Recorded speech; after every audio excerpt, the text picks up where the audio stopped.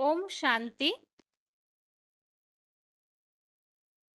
भगवत गीता श्लोक क्लास में आज का श्लोक है 17वें अध्याय का 19वां श्लोक, अध्याय 17 का श्लोक नंबर 19।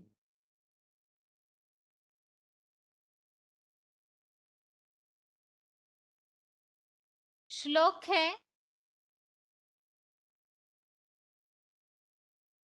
मूढ़ग्राहे नात्मनो यत्पीडया क्रियते तपः परस्यो उत्सादनार्थम वा तत्ताम समुदारितम। श्लोक दोबारा। मूढ़ग्राहे नात्मनो यत्पीडया क्रियते तपः परस्य उत्सादनार्थम वा तत्तामसम उदारितम।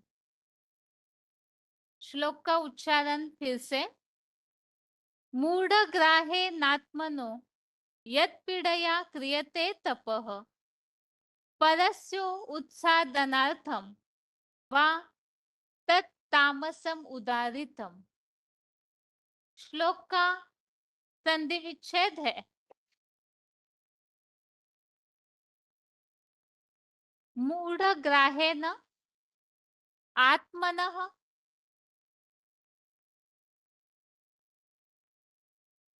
यत् पीडया क्रियते तपः परस्य उत्सादनार्थम वा तत् तामसम उदाहृतम। श्लोक का संधि विच्छेद दोबारा। मूढ़ग्राहेण आत्मनः यत् पीडया क्रियते तपः परस्य उत्सादनार्थम वा तत् तामसम उदाहृतम। शब्दों के अर्थ है यत् तपः अर्थात जो तप, मूढ़ग्राहेण अर्थात मूर्खता के हट से, आत्मनः अर्थात अपने को, पीडया अर्थात पीड़ा देने के लिए, वा अर्थात अथवा, परस्य अर्थात अन्य को, उत्सादनार्थम अर्थात हानि देने के लिए, क्रियते अर्थात क्रिया जाए, तत्तामसम तत् अर्थात वह, तामसम अर्थात तामसी, उदाहृतम अर्थात कहा जाता है।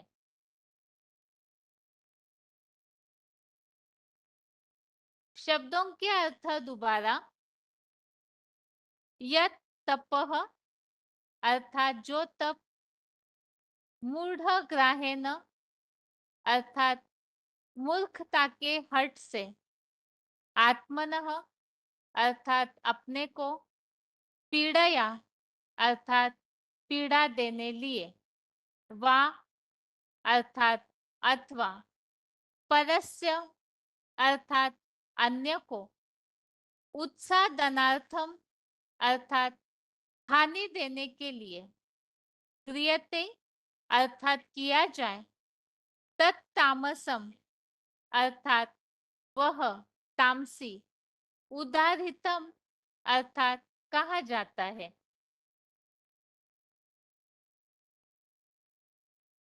श्लोक का अर्थ है जो तप मूर्खता के हट से, अपने को पीड़ा देने लिए अथवा अन्य को हानि देने लिए किया जाए, वह तामसी पापी कलयुगी तप कहा जाता है। 17वें अध्याय में, अध्याय 17 में श्रद्धात्रय विभाग योग, इसमें हम अलग-अलग प्रकार से श्रद्धाओं को समझ रहे हैं। इसका कनेक्शन हमने 16वें अध्याय से समझा है, जहां 16वें अध्याय में असुरों के और देवताओं के लक्षणों की बात आई है।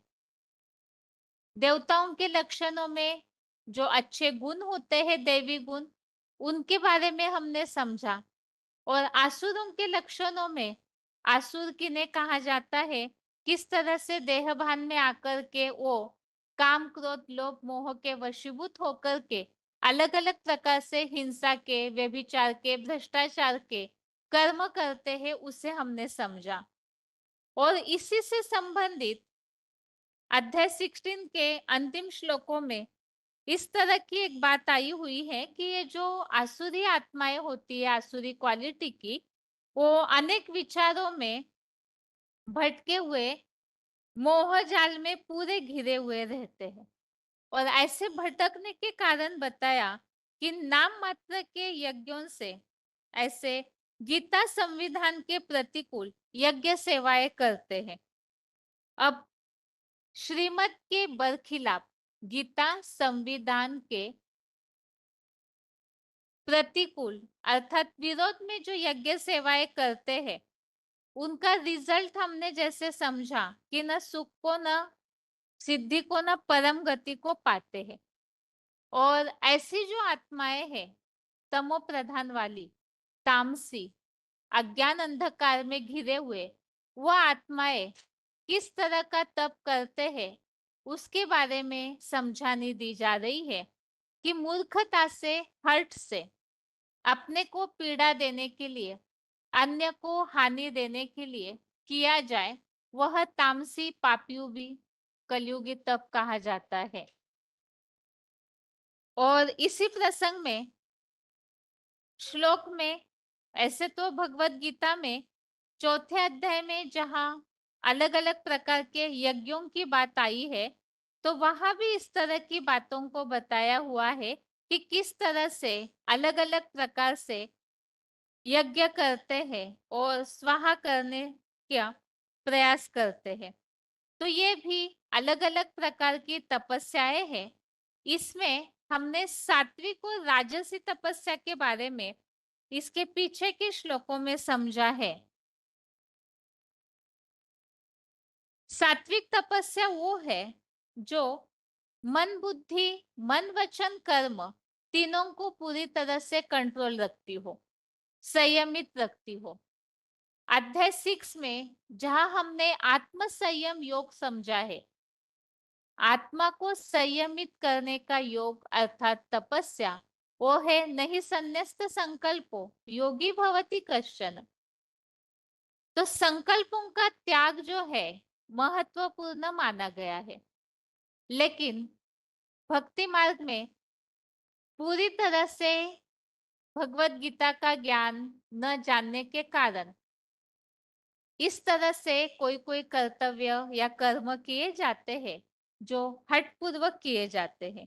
तो इसमें जो सात्विक तपस्या है वो अच्छी बताई गई है। इसमें फल की आकांक्षा से रहित और परम श्रद्धा पूर्वक जो तपस्या की जाती है, मन बुद्धि को संयमित करने वाली, वो सात्विक तपस्या कही गई है। तो मन को कंट्रोल करने की बात आई हुई है। और राजसी तपस्या वो है जिसमें देह भान भरा हुआ होता है और देह भान से संबंधित मान मर्तबा कमाना और अपने लिए ही पूजा करना, अभिमान से जो अल्पकालीन और अस्थायी कष्टदायी दैहिक तप किया जाता है, और राजसी तप कहा गया है। और आज की क्लास का जो श्लोक है उसमें तामसी तप की बात आई हुई है। तो इसमें तो विशेषतः तमोगुण अर्थात ही अज्ञान अंधकार, तो अज्ञानता के कारण हठ पूर्वक अपने को पीड़ा देना, दुख तकलीफ देना, इस तरह बताया जाता है। तो वो तप जो खुद को भी तंग करता हो, शरीर को कष्टदायी हो और औरों के लिए भी कष्टदायी हो, ऐसा तप जो है वो तामसी तप कहा गया है। अब इसी प्रसंग में ही अध्याय 18 में एक बात आई हुई है, श्लोक नंबर 8। 18वें अध्याय का 7वां और 8वां श्लोक। यहाँ तपस्या की बात तो नहीं है, लेकिन यहाँ बात है तामसी त्याग की। अब यहाँ तामसी तपस्या में त्याग भी तामसी होगा। जैसे कि हमने अध्याय 3 का एक श्लोक जो पहले ही देखा हुआ है, जिसमें सन्यासियों की या तो ऐसे जो जबरियन अपने इंद्रियों को कंट्रोल करते हैं, उस प्रसंग में बात बताई है। अध्याय 3 का श्लोक नंबर 6। अध्याय 3 का श्लोक नंबर 5 में बात चल रही है कि कोई भी व्यक्ति क्षण भर भी मल मूत्र त्याग आदि अनिवार्य कर्म किए बिना नहीं रह पाता, क्योंकि प्रकृतिगत गुणों से बरबसी सब प्रकार के कर्म करने पड़ते हैं। और जब प्रकृति के अनुसार शरीर के जो नॉर्मल साधारण कर्म है वो तो करने ही पड़ते हैं, लेकिन ऐसे होने के बावजूद भी कोई ऐसे है जिनके लिए बताया है, जो महामूर्ख पुरुष अनेक जन्मों से ही प्रबल बनी कर्मेंद्रियों को जबरियन रोककर हर प्रकार की इंद्रिय सहयोग बिना इंद्रिय के भोगों को मन से याद करता हुआ देह निर्वाह का धंधा छोड़ निष्क्रिय हुआ बैठता है, वह मिथ्याचारी कहा जाता है। तो जबरियन हठ पूर्वक कोई भी कर्म करना वो हठयोग हो जाता है। और ऐसा हठयोग जो है, जिसमें हम तो बहुत सारे मुरलियों में इस प्रसंग में बातों को समझे हैं। बाहर की दुनिया में कई ऐसे तपस्वी है जो जबरियन त्याग करते हैं। और जबरियन त्याग जो है, इंद्रियों का नॉर्मल जो भी कर्म है उसे भी त्यागना, जो अनिवार्य कर्म है उसे त्याग कर हठ पूर्वक बैठ जाना हाथ पांव बांध के, वो सब तामसी त्याग कहा जाता है। इसके लिए अध्याय 18 के श्लोक नंबर 7 में त्याग का प्रसंग जो चल रहा है, उसमें बताया नियत किए हुए नैसर्गिक खान पान उत्सृजन आदि अनिवार्य कर्म का सर्वथा परित्याग अनुचित है, क्योंकि ऐसे जबरियन की गई मूर्खता से हठ पूर्वक इंद्रिय उत्सादनार्थ उस दैहिक आवेगी के कर्म का सर्वथा त्याग देह और आत्म पीड़ादायी कलयुगी तामसी त्याग कहा जाता है।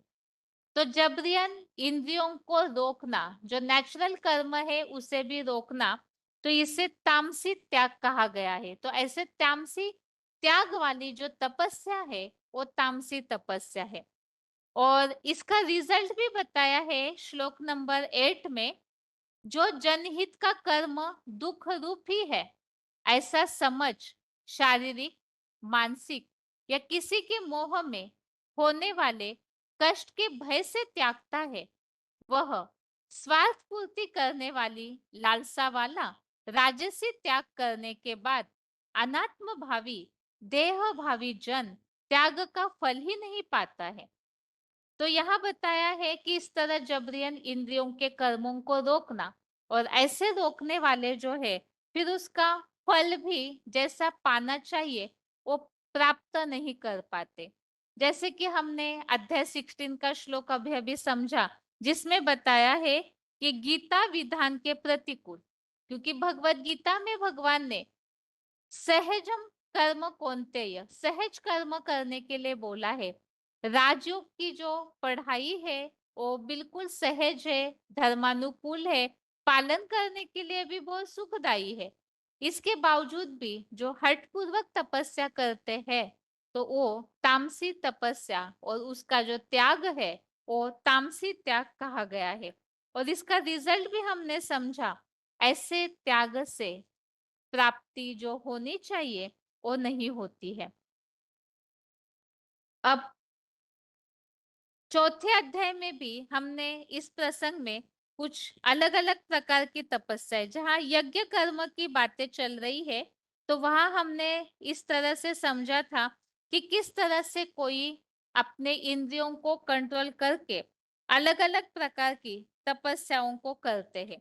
और ऐसे जो तपस्याओं को करने वाले हैं, इनके लिए हमने समझा है कि उससे जो प्राप्ति होनी चाहिए, वो प्राप्ति ऐसी आत्माओं को हो नहीं पाती है।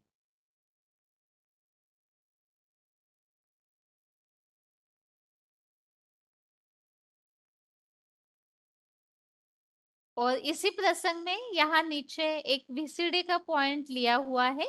VCD number 2851, VCD number 2851।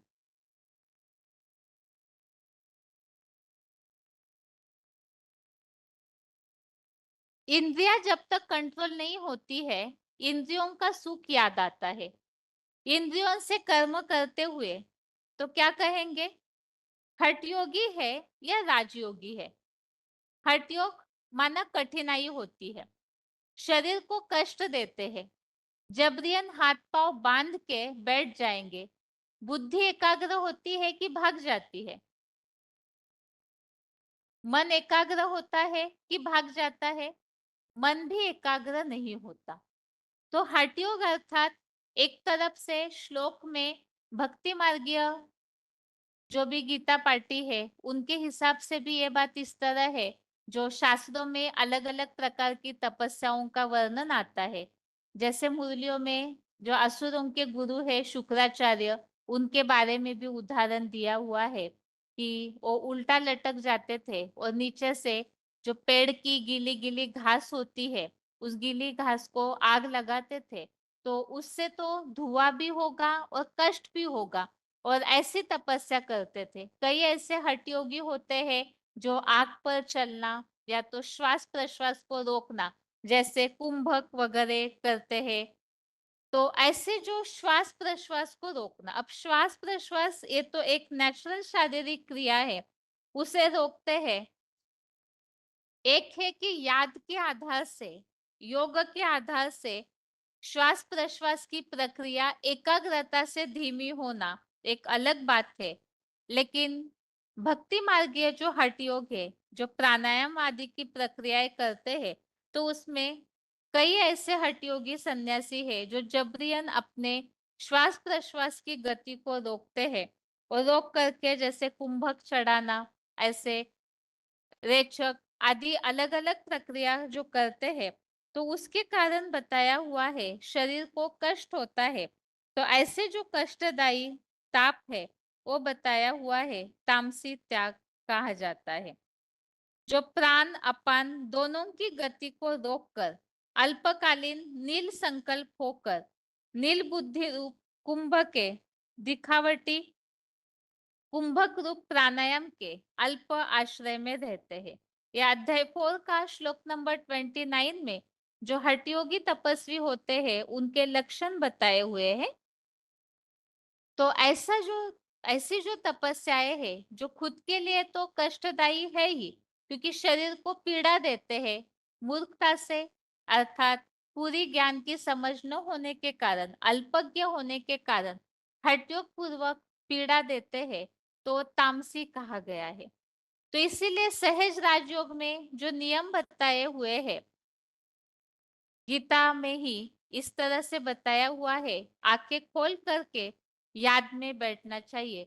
जो अध्याय 6 में जहाँ सहज राजयोग की अतीन्द्रिय सुख की प्राप्ति राजयोग से होती है, तो उसके लिए जो योग है वो किस तरह से लगाना चाहिए, उसे स्पष्ट किया हुआ है कि पूरी तरह से आंखें खुली हुई और प्रशांत चित्त हुआ, मन को पूरा शांत करके और पवित्रता के व्रत को धारण करके भगवान से योग लगाए। लेकिन यहाँ कहीं भी राजयोग की प्रक्रिया में हट करने के लिए नहीं बताया। तो जो हठ योगी है, ऐसे पीड़ादायी तप करते हैं जिसे तामसी तप कहा गया है। अभी आगे इस श्लोक का उच्चारण।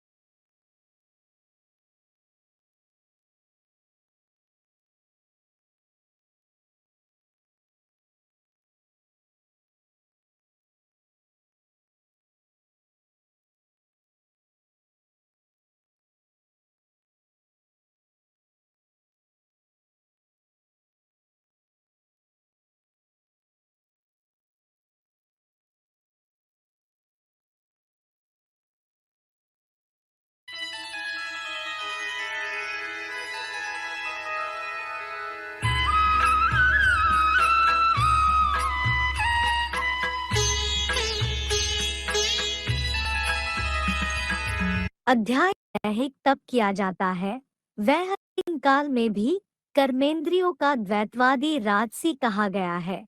अध्याय 17 का 19वां श्लोक। मूढग्राहीणात्मनो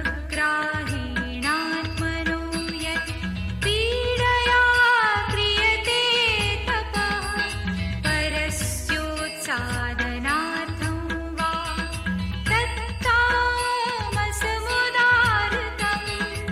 यत् तपा मूढ़ग्राहेण आत्मना पीड्या, जो तप मूर्खता के हठ से अपने को पीड़ा देने लिए वा परस्य उत्सादनार्थम क्रियते, अथवा अन्य को हानि देने लिए किया जाए, तत्तामसम उदाहृतम, वह तामसी कहा जाता है। यत् तपा मूढ़ग्राहेण आत्मना पीड्या वा परस्य उत्सादनार्थम क्रियते, तत्तामसम उदाहृतम। भावार्थ, जो तप मूर्खता के हठ से अपने को पीड़ा देने लिए अथवा अन्य को हानि देने लिए किया जाए, वह तामसी पापी कलियुगी तप कहा जाता है। अध्याय 17 का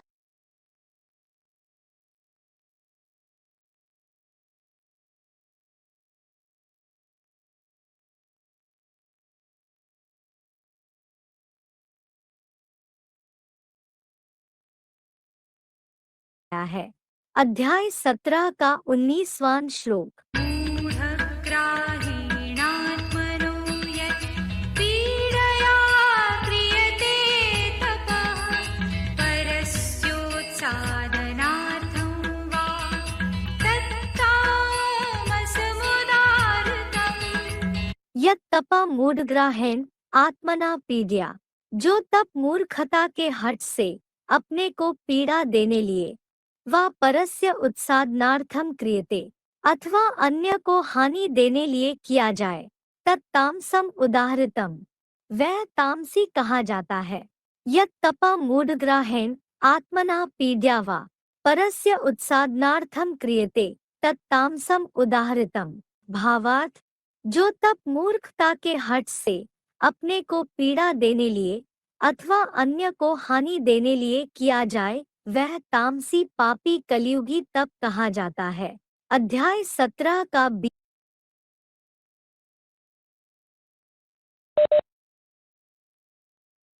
अभी श्लोक में जो बात आई है शरीर को कष्ट देना, वैसे तो कई सारे मूल्यों में हठ योग की प्रक्रियाओं के बारे में बाबा बताते ही है। यहाँ सिर्फ एक ही पॉइंट लिया हुआ है कि हठ योग की प्रक्रियाओं में किस तरह से शरीर को कष्ट दिया जाता है। ये VCD number 1180, VCD number 1180, 25 minutes के बाद से लिया वो पॉइंट। बाकी माया को जीतने में कोई श्वास आदि बंद करने की दरकार नहीं है कि तुम कुंभक चढ़ा के बैठ जाओ।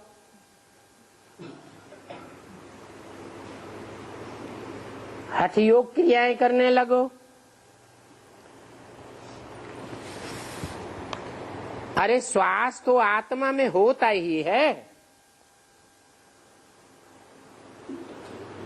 श्वास कहो, प्राण कहो, प्राणवायु कहो, ये श्वास कोई शरीर में नहीं होता है। होता है, मुर्दा बन जाता है, आत्मा निकल जाती है, तो श्वास या प्राणवायु होती है? नहीं होती। आत्मा जब शरीर में आती है तब श्वास पड़ता है, तब कहते हैं प्राणी।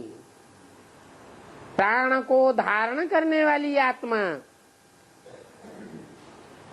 तो इसमें श्वास आदि बंद करने की कोशिश नहीं करनी चाहिए। इन हठ योग आदि में कितने प्रकार की तकलीफें सहन करते हैं।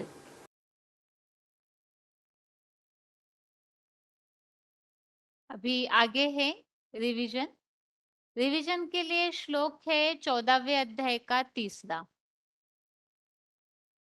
और यहाँ श्लोकों में टॉपिक चल रहा है गुण त्रय विभाग योग।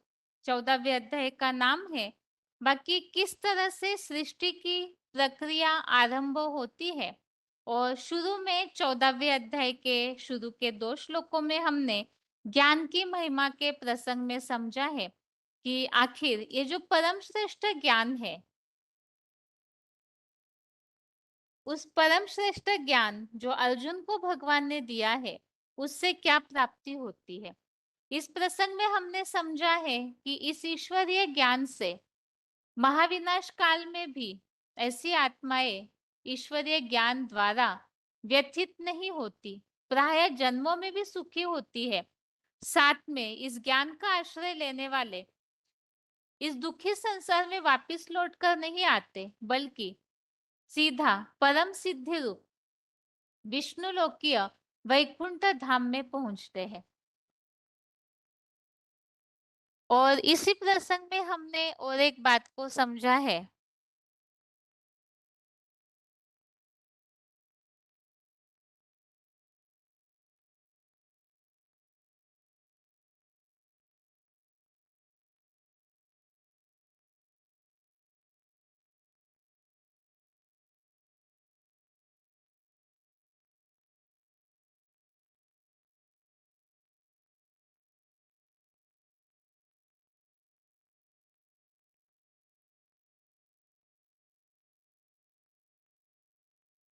चौदहवें अध्याय में 13वें अध्याय में जो बात आई हुई है प्रकृति पुरुष को जानने की,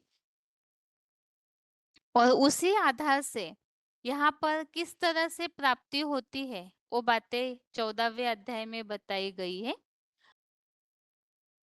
अब ईश्वरीय ज्ञान की प्राप्ति के बाद इस सृष्टि जो है वो किस तरह से शुरू होती है, इसका प्रसंग यहाँ समझाया जा रहा है।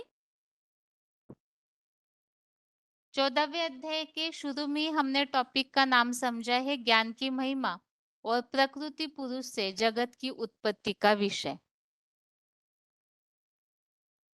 यहाँ पर श्लोक है 14वें अध्याय का तीसरा, अध्याय 14 का श्लोक नंबर 3। मम योनि महद ब्रह्म तस्मिन् गर्भम दधाम्यहम संभवः सर्वभूतानां ततो भवति भारत। श्लोक दोबारा, मम योनि महद ब्रह्म तस्मिन् गर्भम दधाम्यहम संभवः सर्वभूतानां ततो भवति भारत। श्लोक का अर्थ है, हे सच्ची गीता एडवांस ज्ञान प्रकाश में सदारत भारत, अपरा प्रकृति रूप अर्जुन रथ का गर्भ क्षेत्र महद ब्रह्म मेरी योनि रूपा माता भी है। मैं उस कल्पांतकालीन अविनाशी देह रूप जड़त्वमयी लिंग मूर्ति में आत्मज्ञान रूपी अनुवत ज्योतिबिंदु बीज का गर्भ डालता हूँ। संपूर्ण आख्या रूप सांख्य योग वाले उस एडवांस ज्ञान गर्भ से जगत पिता का स्वात्म चिंतन बढ़ने से परम पिता शिव से योग ऊर्जा द्वारा पुरुषोत्तम संगम युग में सब रुद्राक्ष बीज रूप पितर रूप प्राणियों की महद ब्रह्मा द्वारा मानसी उत्पत्ति होती है। तो यहाँ पर सृष्टि के आरंभ की बात का प्रसंग चल रहा है। तो भगवान अर्जुन को ये बात समझा रहे हैं, अपरा प्रकृति रूप अर्जुन रथ का गर्भ क्षेत्र 13वें अध्याय में हमने समझा है, और अध्याय 7 में भी ये बात आई है, अपरेय मितस्त्वन्या प्रकृति विद्धि में परम। इस श्लोक में बताया है अर्जुन का जो रथ है, 2 प्रकार की प्रकृति है, और इसमें अर्जुन रथ जो है वो अर्जुन का शरीर वो नीची प्रकृति बताई है, जिसे अपरा प्रकृति कहा है, और अर्जुन की जो आत्मा है उन्हें परा प्रकृति कहा गया है। अध्याय 7 का श्लोक नंबर 5, इसमें ये बात आई हुई है, यह अर्जुन रथ नीची प्रकृति है और अध्याय 13 में भी हमने इस बात को समझा, जहाँ शुरू में ही 13वें अध्याय में जो प्रकृति और पुरुष का विषय ये टॉपिक के श्लोकों में बताया हुआ है कि प्रकृति और पुरुष दोनों को अनादि जानो। तो उसमें प्रकृति में जो अर्जुन की आत्मा है वो परे ते परे स्टेज में रहने वाली परा प्रकृति, और अर्जुन का जो रथ है वो बताया है महाकाल रूपा अपरा प्रकृति। तो यहाँ पर अपरा प्रकृति रूप अर्जुन रथ का गर्भ क्षेत्र महद ब्रह्म, बड़े ते बड़ा ब्रह्म, मेरी योनि रूपा माता भी है। मैं उस कल्पांतकालीन अविनाशी देह रूप जड़त्वमयी लिंग मूर्ति में आत्मज्ञान रूपी अनुवत ज्योति बिंदु बीज का गर्भ डालता हूँ।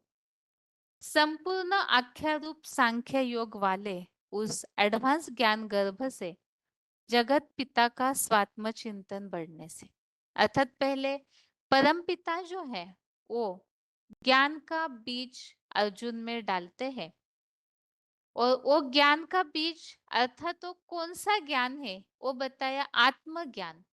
आत्मा अनुरूप है, तो इस आत्म ज्ञान का अनुवत ज्योति बिंदु बीज का गर्भ डालते हैं, और संपूर्ण आख्या रूप सांख्य योग वाले उस एडवांस ज्ञान गर्भ से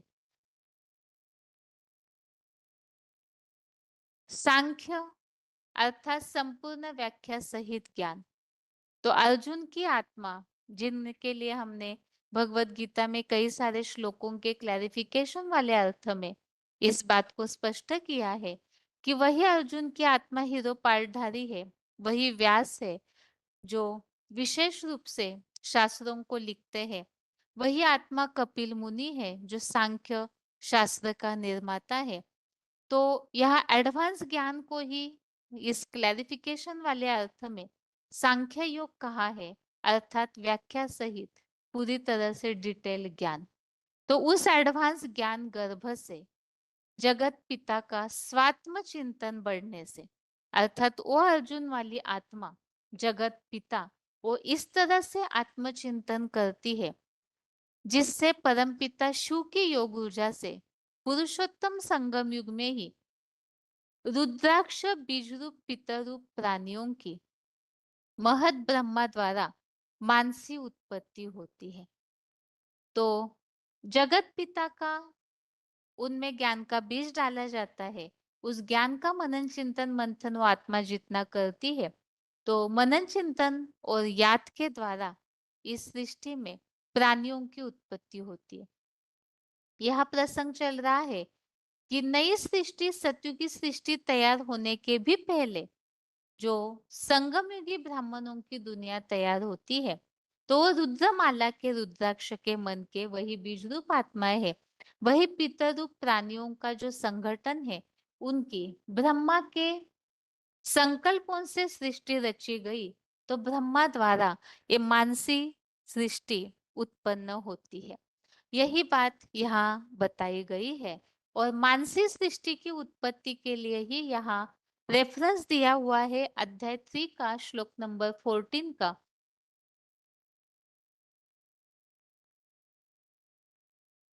अन्नात भवंती भूतानि, ब्रह्मा के प्यार की खुराक से मानसी सृष्टि के प्राणी होते हैं। तो यहाँ इस बात को स्पष्ट किया है कि तीसरे अध्याय के 14वें श्लोक में एक चक्र बताया हुआ है। जितना जितना ज्ञान की सेवा करते हैं तो उतना मनन चिंतन मंथन चलता है, और मनन चिंतन मंथन और ज्ञान की सेवा से याद बढ़ती है। जितना याद करेंगे तो उतना वाइब्रेशन के द्वारा सृष्टि तैयार होती है। तो याद से सर्विस, सर्विस से याद, इस तरह से होकर के इस सृष्टि में मानसी सृष्टि की उत्पत्ति होती है। तो यही प्रसंग यहाँ समझाया जा रहा है कि ये सृष्टि आखिर शुरू कैसे हुई। ये प्रश्न बाहर वालों को बहुत होता है, तो इसका उत्तर गीता में दिया हुआ है। ज्ञान का गर्भ डाला जाता है और उस ज्ञान के बीज से फिर वो आत्मा मनन चिंतन मंथन करके नई सृष्टि के में जाने वाली आत्माओं को, रुद्राक्ष या बीजरूप आत्माओं की सृष्टि को मानसिक सृष्टि तैयार करती है। ये इस श्लोक का अर्थ है। और इस प्रसंग में तो कई सारे श्लोक है जहाँ सृष्टि के विस्तार की बात आई हुई है, जैसे अध्याय 9 का श्लोक नंबर 4, श्लोक नंबर 7, इन दोनों में भी अव्यक्त मूर्तिना के द्वारा किस तरह इस सृष्टि का विस्तार होता है वो स्पष्ट किया हुआ है। और इसके अलावा कल्प के अंत में सभी प्राणी किस तरह से उनमें समा जाते हैं और नई सृष्टि के लिए उनका सृजन होता है, ये श्लोक नंबर 7 में बताया हुआ है। तो इस प्रसंग में तो काफी सारे श्लोक है जिसमें इस बात को स्पष्ट किया है कि ये अर्जुन रथ ही, अर्जुन वाली आत्मा ही मनुष्य सृष्टि का बीज है और उनके द्वारा किस तरह नई सृष्टि को तैयार किया जाता है, ये इस श्लोक का अर्थ है। अभी आगे उच्चारण और इस श्लोक में जो बात बताई है नई सृष्टि कैसे तैयार होती है उस प्रसंग में आगे पॉइंट सुनते हैं।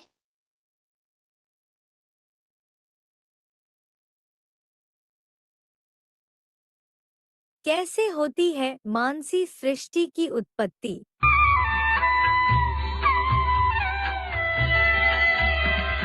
मम योनिर्महद्ब्रह्मा तस्मिन् गर्भं दधाम्यहं सम्भवः सर्वभूतानां ततो भवति भारत। है सच्ची गीता एडवांस ज्ञान प्रकाश में सदारथ भारत।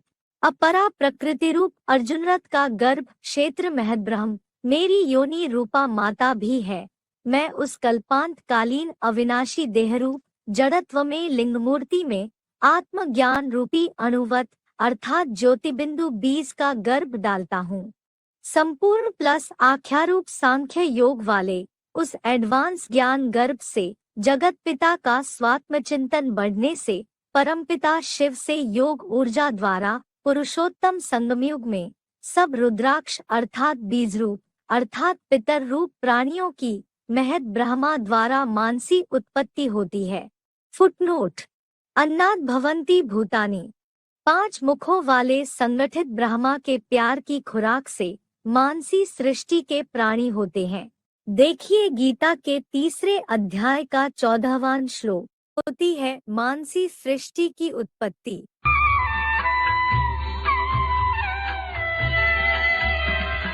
मम योनिर्महद्ब्रह्मा तस्मिन् गर्भं दधाम्यहं सम्भवः सर्वभूतानां ततो भवति भारत। है सच्ची गीता एडवांस ज्ञान प्रकाश में सदारथ भारत। अपरा प्रकृति रूप अर्जुन रथ का गर्भ क्षेत्र महद्ब्रह्म मेरी योनि रूपा माता भी है। मैं उस कल्पांत कालीन अविनाशी देहरूप जड़त्व में लिंग मूर्ति में आत्म ज्ञान रूपी अणुवत अर्थात ज्योतिबिंदु बीज का गर्भ डालता हूँ।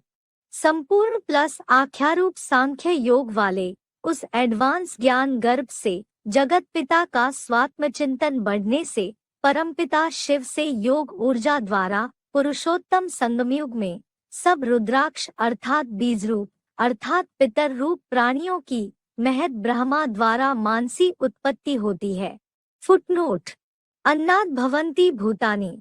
5 मुखों वाले संगठित ब्रह्मा के प्यार की खुराक से मानसी सृष्टि के प्राणी होते हैं। देखिए गीता के 3 अध्याय का 14वां श्लोक। शिव महद ब्रह्म योनि रूपा माता में ज्ञान गर्भ डालते। गीता में भी बोला ना। ये भीसीडी नंबर है 3245, भीसीडी नंबर 3245। मत योनि परम ब्रह्म महत ब्रह्म तस्मिन् गर्भम दधाम्यहम्। मेरी योनि महत ब्रह्म है। कौन सी योनि? स्त्री चोला वाली नहीं, बुद्धि रूपी योनि है। उसमें मैं क्या करता हूँ? गर्भम दधाम्यहम्, गर्भ डालता हूँ। काहे का? ज्ञान का गर्भ डालता हूँ। सुप्रीम सोल की अव्वल नंबर ये इसी श्लोक संबंधित पॉइंट है। VCD number 2387, VCD number 2387। की प्रकृति माता, वो ही शख्सियत जो सारी मनुष्य सृष्टि का बीज रूप हीरो पार्टधारी है, वो उसका आधार रूपा माता बनता है। इसलिए गीता में कहा है, मम योनि परम ब्रह्म तस्मिन् गर्भम दधाम्यहम्। मेरी योनि रूपा माता परम ब्रह्म है, उसमें मैं आकर के ज्ञान का बीज डालता हूं। जब सृष्टि पूरा ये अज्ञान की दलदल में विकार, ये VCD नंबर है 2382, VCD नंबर 2382। इसमें भी ज्ञान गर्भ की बात आई है। यहाँ अलग अलग पॉइंट्स में अलग अलग तरीके से अच्छे समझाने दी है, तो वो पॉइंट लिए हुए हैं। जब सृष्टि पूरा ये अज्ञान की दलदल में, विकारों की दलदल में डूब जाती है, सारी मनुष्य सृष्टि,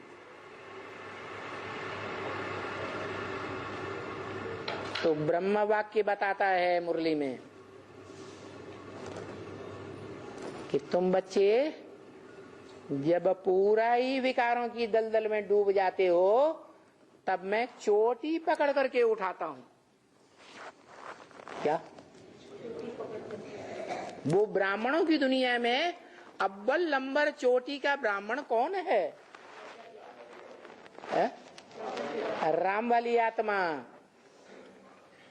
जिसको यज्ञ के आदि में ही आधार बनाया था, परम ब्रह्म का टाइटल दिया।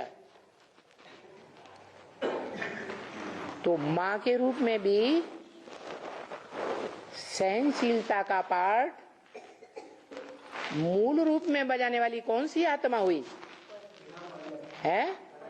परम ब्रह्म है। हाँ, मध्योनि महत ब्रह्म तस्मिन् गर्भम दधाम्यहम्। मत माने मेरी, योनि रूपा माता, महत ब्रह्म परम ब्रह्म, जो सृष्टि की बड़े से बड़ी माता है, जिसका नाम मैं ब्रह्मा रखता हूं, अव्वल नंबर का ब्रह्मा, उसमें उस योनि रूपा माता में मैं ज्ञान का बीज डालता हूं। कब? यज्ञ के आदि में बीज डाला गया।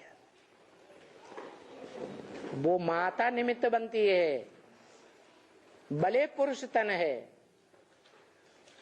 वो पुरुष भी है और पार्ट के आधार पर माता भी है। है? शिव बाप स्त्री है। हाँ, स्त्री है, माता है। नई सृष्टि पैदा करने के लिए, नई सृष्टि बनाने के लिए माता को चुनना ही चुनना है, तो माता बनाता है। माता के द्वारा नई सृष्टि रची। जगत पिता का स्वात्म चिंतन बढ़ने से योग ऊर्जा द्वारा बीज रूप प्राणियों की मानसी उत्पत्ति। जो भी देहवान में रहने वाली ये पॉइंट है VCD नंबर 2469, VCD नंबर 2469। मनुष्य आत्माएं हैं सृष्टि रूपी रंगमंच की, चाहे वो पहली पीढ़ी की सतयुग में क्यों न हो। लक्ष्मी नारायण जैसी आत्माएं, वो भी देहभान में रहकर देह की श्रेष्ठ इंद्रियों, आंख का सुख भोग करके सृष्टि पैदा करती है, सृष्टि की वृद्धि करती है। क्या गीता में शब्द आया ना, प्रसविस्वदम, वृद्धि करो परिवार की। तो वो सुप्रीम सोल बाप आदम में प्रवेश करके सृष्टि की वृद्धि कराता है, लेकिन और मनुष्य आत्माएं जो करती है इस सृष्टि रूपी रंगमंच पर, भले सात्विक स्टेज में भी आती हैं, तो भी कुछ न कुछ देह के इंद्रियों का सुख भोगती हैं, चाहे ऊंचे के ऊंचा 16 कला संपूर्ण देवता ही क्यों न हो।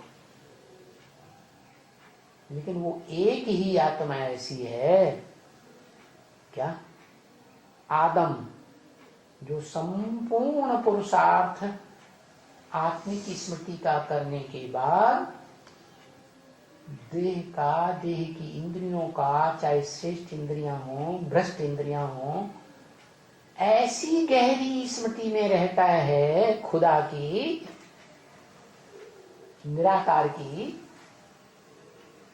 कि वो इंद्रियों का कोई सुख नहीं देता, इंद्रियों से परे अतीन्द्रिय सुख भोगता है, और अपने संसर्ग संपर्क में रहने वाली जो डायरेक्ट आत्माएं हैं, सन्मुख पार्ट बजाने वाली, उनको अतीन्द्रिय सुख भोगवाता है।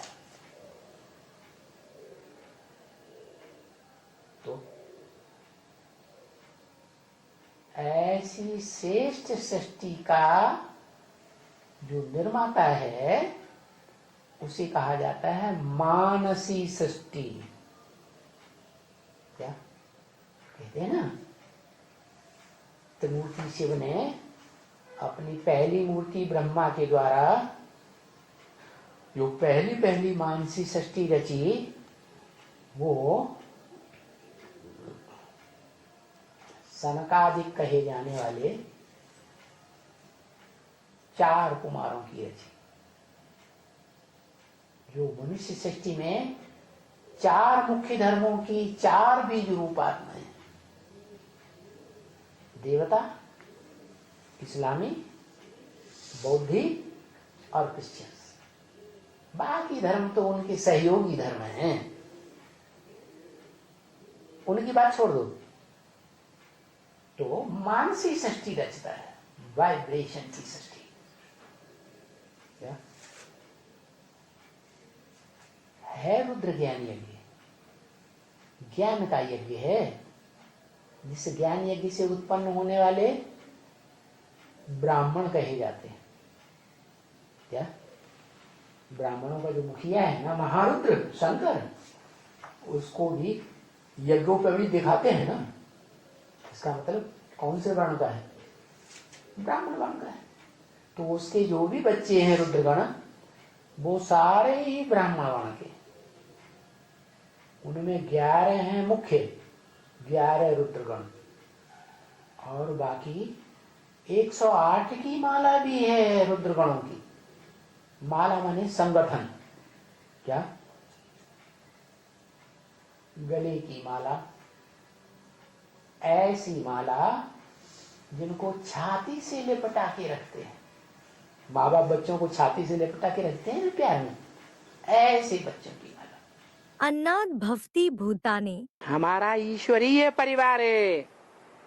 क्या? ये VCD नंबर है 2321-2321। श्रेष्ठाचारी परिवार है। कैसा परिवार? श्रेष्ठाचारी परिवार है। कैसा श्रेष्ठाचारी? कौन सा श्रेष्ठ आचरण?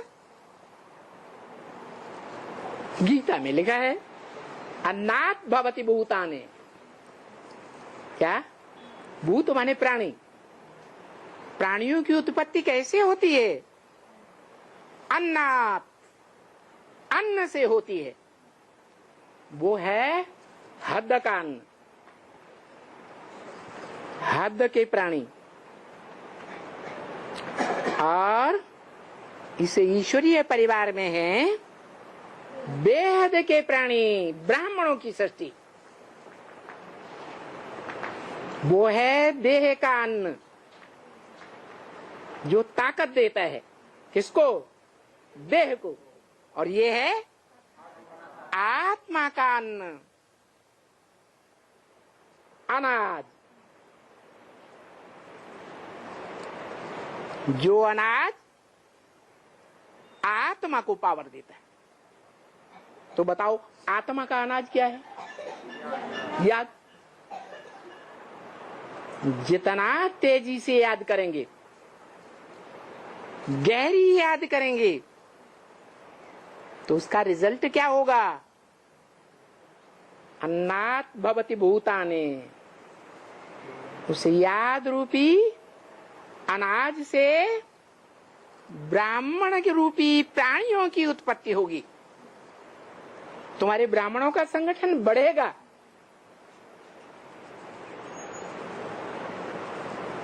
और जो ब्राह्मण नहीं हैं, संग दोष अन्न दोष में आने वाले हैं,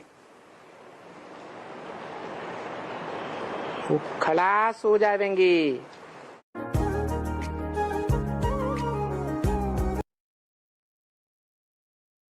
अभी आज के क्लास का श्लोक एक बार रिवाइज करके आज का क्लास पूरा करते हैं।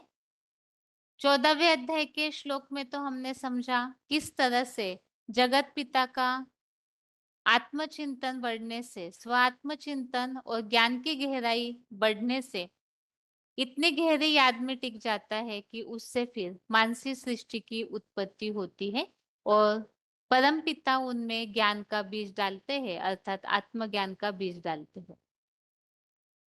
और अभी आज का जो क्लास का श्लोक है 17वें अध्याय का 19, यहाँ हमने सात्विक तपस्या क्या है, राजसी तपस्या क्या है और तामसी तपस्या क्या है उसे समझा है 17वें अध्याय में। सात्विक तपस्या वो है जिसमें फल की कोई अपेक्षा नहीं और मन, बुद्धि और संस्कार, मन, वचन, कर्म, इन सबको संयमित करने के लिए बताया गया है। राजसी तपस्या वो है जिसमें देहभान होने के कारण मान मर्तबे हेतु अहंकार पूर्वक जो तपस्या की जाती है वो राजसी तपस्या है। और तामसी तपस्या अर्थात मूर्खता से हठ पूर्वक जो पीड़ादायी तपस्याएं की जाती है वो तामसी है। तमोगुण अर्थात ही अज्ञानता, अज्ञानता के कारण ऐसी तपस्याएं की जाती है। अध्याय 17 का श्लोक नंबर 19 है। मूढ़ेन ग्राहेन आत्मनः यत् पीडया क्रियते तपः परस्य उत्सादनार्थम वा तत् तामसम उदाहृतम। श्लोक दोबारा। मूढ़ ग्राहेन आत्मनः यत् पीडया क्रियते तपः परस्य उत्सादनार्थम वा तत् तामसम उदाहृतम। अर्थात जो तप मूर्खता से, हट से, मूर्खता के हट से अपने को पीड़ा देने के लिए अथवा अन्य को हानि देने के लिए किया जाए वह तामसी पापी कलयुगी तप कहा जाता है। और इस प्रसंग में हमने पॉइंट भी समझा था, इंद्रिया कंट्रोल नहीं होती है तो इंद्रियों का सुख याद आता है। इंद्रियों से कर्म करते हुए तो क्या कहेंगे, हठ योगी है या राजयोगी? हठ योगी माना कठिनाई होती है, शरीर को कष्ट देते हैं, जबरन हाथ पांव बांध के बैठ जाएंगे। अब बुद्धि एकाग्र नहीं होती, भाग जाती है, मन भी एकाग्र नहीं होता है। तो इसे मन बुद्धि को ही वास्तव में एकाग्र करके भगवान से जोड़ना, यही वास्तव में असली तपस्या है। लेकिन ये बात न जानने के कारण शरीर को कष्ट देते हैं, तो ऐसी कष्टदायी तपस्याएं जो है उन्हें तामसी तपस्या कहा गया है। तो आज के क्लास में हमने 14वें अध्याय का तीसरा अध्याय 14 का श्लोक नंबर 3, जिसमें सृष्टि उत्पत्ति किस तरह से बेहद ज्ञान के द्वारा होती है, परम पिता ज्ञान का गर्भ डालते हैं और जगत पिता की आत्मा मनन चिंतन मंथन याद के द्वारा मानसिक सृष्टि की शुरुआत करती है। यही मानसिक सृष्टि जो रुद्राक्ष रूप या बीज रूप आत्माएं तैयार होती है, उसके बाद फिर नई सृष्टि में वही आत्माएं किस तरह से परिवर्तित होती है ये तो मुरलियों में हमने समझा है। और इस 19वें श्लोक में 17वें अध्याय के तामसी तप किसे कहा जाता है उसे समझा। इसके साथ ही आज के लिए गीता क्लास यहाँ ही पूरा करते हैं। ओम शांति।